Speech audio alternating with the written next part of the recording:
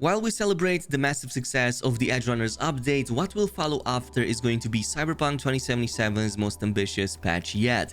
The game has recently passed the 20 million copies sold mark, but everything CD Projekt Red has done up until this point is to get all the systems in place for some massive overhauls and further upgrades to the game's remaining issues. Today we're gonna talk about all of these confirmed feature changes, overhauls, and a deeper look into everything we know about Phantom Liberty, the first and only expansion dropping next year. But before we jump in, a quick word from today's sponsors, Nvidia and Alienware. Now, if ultimate mobility and high quality gameplay is your thing, then the Alienware X14 gaming laptop is your best bet. The X14 comes packed with the latest gen hardware, which it actually manages to squeeze in despite it being the thinnest 14-inch laptop out there, which is also in part due to its custom hinge design, but gaming and editing on it is also a breeze thanks to its latest RTX graphics card, which in Cyberpunk 2077 means better graphics, higher frame rates, and most important, access to DLSS and ray tracing. Deep learning super sampling makes all the difference, taking advantage of Nvidia's advanced AI rendering to give a massive boost to your frame rates while retaining the best image quality, and then you can bring it up to the next level with ray tracing to fully simulate realistic lights and shadows in real time. So totally check out the latest RTX Alienware laptops down below, and I'll give another massive thanks to Alienware and Nvidia for the sponsorship. Now, one of the biggest changes planned for the next update is the all-awaited NCPD overhaul. CD Projekt Red confirmed they're aiming for a complete remake of the cop system in Cyberpunk, including the vehicle-to-vehicle combat. It definitely sounds like their biggest goal right now is to give a new feeling of dimension and immersion to Night City, which we've actually seen already being done to a certain extent in existing updates. It started with the spawn changes to the NCPD in update 1.2 last year and continued way into 1.5 and 1.6 more recently. The vehicle-to-vehicle combat especially definitely sounds like it's going to be one of the key highlights of the new update, and parts of these mechanics have already been seen in the live version since the last couple of updates. There's now many instances of NCPD car chases, albeit scripted, that often end up in shootouts against various enemy gangs, as well as other random events involving cops doing police work, and sometimes even more than just that. But probably my most anticipated feature is definitely the change coming to the max tag, as one of the game's director gave a really strong nod towards max tag playing a bigger role in the next update, and that we should quote-unquote watch out for them. So who knows, maybe we'll finally get to see them spawning from their AVs instead of randomly running up to you like how it is right now. I would definitely like to see it happening, kind of like how it was portrayed in the Edgerunners show, which I believe really encompassed that true raw power that max tag really is capable of, since at the end of the day they are literally cyber psychos as well. And maybe CD Projekt Red could finally implement that fly-in scene from the start of the game that was there since day one anyway. Also, it wouldn't hurt for more NCPD variety, which funny enough already exists in game, it's just never utilized unless you literally walk up and shoot some of these other NCPD robots and like mechs that exist all around Night City. But it doesn't stop there, because a melee rework is also confirmed in the works, with new gameplay loop for melee and new actions in the perk menu having been discussed before. This doesn't sound as a complete overhaul as much as an upgrade to what's already there, but at the end of the day, melee is quite honestly still very fun in Cyberpunk 2077, despite it getting quite repetitive very fast with the same pattern of attacks playing every single time. So the way I see it, there's two main problems affecting melee combat that CD Projekt Red has to deal with right now. One being the repetitive nature that I just talked about, and the other one being enemies not doing enough to counter you, especially on high level melee builds that kinda tends to one-shot everything even on the highest difficulties.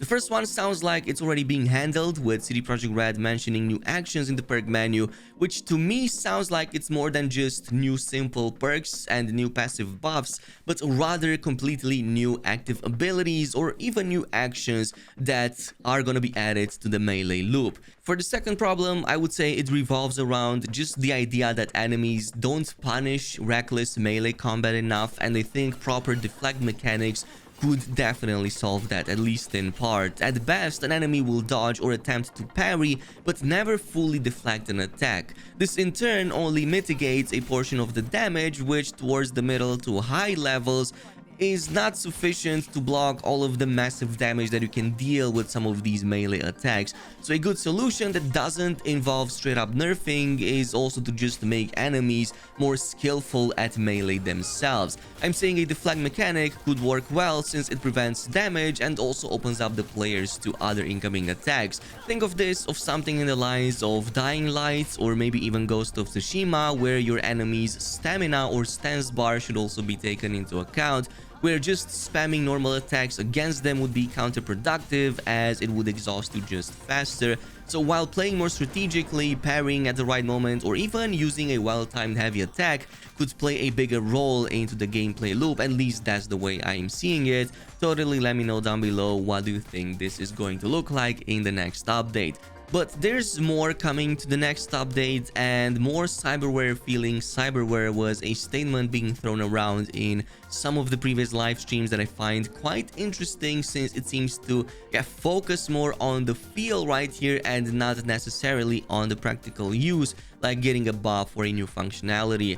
I always like the idea of the so-called cosmetic cyberware, since they seem to be quite present in the Cyberpunk lore, and these instead would serve functions mostly related to how your character looks rather than how your character performs in various situations like combat or just movement. Like for example, replacing arms, legs, maybe even skin layers to make you look in an interesting way. If they also happen to bring brand new functionalities to it, I'm all up for it. At the end of the day, I always found it odd that we were able to defeat Adam Smasher so easily, a being that's been upgraded so much it barely has any humanity left in it, yet our V, even though he or she is still strong, pretty much looks like a normal human being, bar a few exceptions depending on your cyber implants. So I would definitely like to see that, but I believe this would also include some of the cyber upgrades that exist in the game files that have been data mined but never actually added to any of the Reaper docs or in-game means. Stuff like, for example, the bionic joints and the memory boost that can only be found with up to rare quality at Reaper docs, but the game files also feature up to epic, even legendary variants of them. This was pretty much the case with the optical camo last year that was available in-game almost since day one, but was only made available at Reaper docs a few months later and a few patches later, so probably something along those lines will also happen here. In any case, Cyberpunk 2077 recently passed the 20 million copies sold mark, which is actually a huge achievement and something that's likely going to perpetuate the genre with CD Projekt Red 2. It's just that it's not going to happen with this game. Phantom Liberty is going to be the last and only expansion coming for the game, but according to a previous investor's call, it's not where they will stop with the franchise. It's just that they will likely just transition to the Unreal Engine 5 like how they're doing for The Witcher 4, but that would imply we should not expect a follow-up or a sequel until at least 5 more years, maybe even more than that. But until then, we have Phantom Liberty, which looks pretty exciting so far. CD Projekt Red confirmed that they're going with a new style of plot with the expansion, and looking into its recent trailer reveal, it appears to have a similar dark Shadow Society conspiracy vibe as the Paralysis questline we had in the full game, which was, by the way, one of my favorite. Its ending was definitely a mind-blowing moment for me, especially since it was kinda left a bit in the air, so hoping to see more development in that in Phantom Liberty. But in the trailer, V's oath heard through it could imply that we're working as some kind of spy ourselves, infiltrating the government of the new USA, hopefully to take it down from within.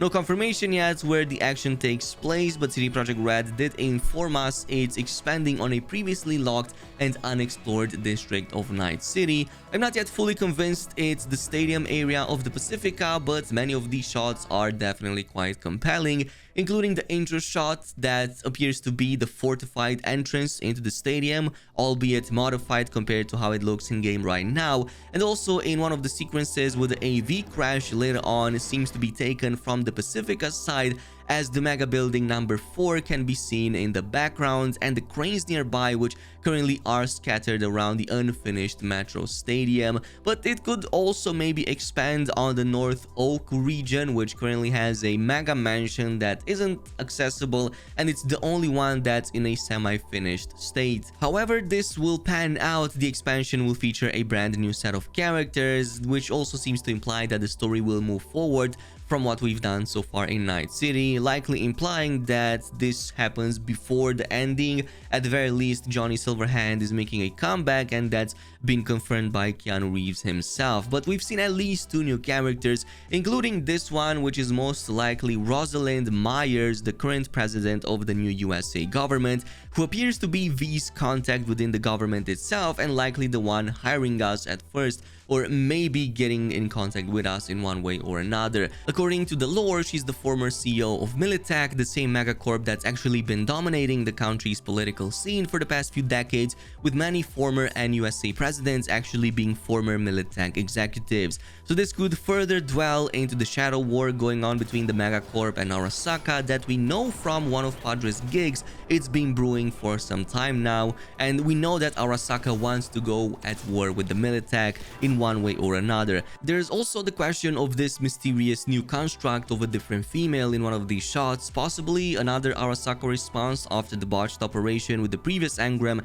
that was holding Johnny Silverhand, or maybe she is just an apparition that's a result of us going behind the black wall in one of the key missions. Maybe we got something out of it, who knows? Because I don't see V just slapping another engram into his mind just to have 2 people in it. And it also rules out the possibility of this being Johnny Silverhand, who sees that person, since the hand over here doesn't seem to belong to him, but rather a different character. That, or maybe Militech got wind of the technology and managed to copy it for themselves, since technically speaking we were quite loud and did a lot of mayhem when we tracked back all of this to its creator. In any case, Phantom Liberty looks like it's going to have quite a lot going for itself. There's also new weapons that were teased at the very least, including this one, from the looks of it, a type of grenade launcher that's capable of unleashing a powerful EMP grenade effect. So kind of looking forward to new types of weapons, which hopefully will be added more in Phantom Liberty. This is it for now. Thank you so much for watching, and I'll see you guys in the next one.